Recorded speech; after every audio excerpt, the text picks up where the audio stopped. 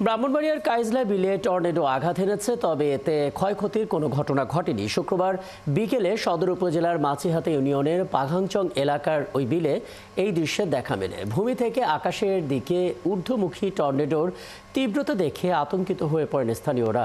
প্রত্যক্ষদর্শীরা জানান, বিকেলের দিকে আকাশ মেঘাচ্ছন্ন হয়ে আসে এবং এ সময় হঠাৎ করেই কাইজলা বিলে টর্নেডো হতে দেখা যায়। বিজয়নগর উপজেলা নির্বাহী কর্মকর্তা সাধনা ত্রিপুরা বলেন, এই খবর পেয়ে কর্মকর্তারা ঘটনাস্থলে পৌঁছে খোঁজ নেন এবং এটি সদর উপজেলার অংশে পড়ে। বিলে টর্নেডো হওয়ায় কোনো ক্ষয়ক্ষতি হয়নি।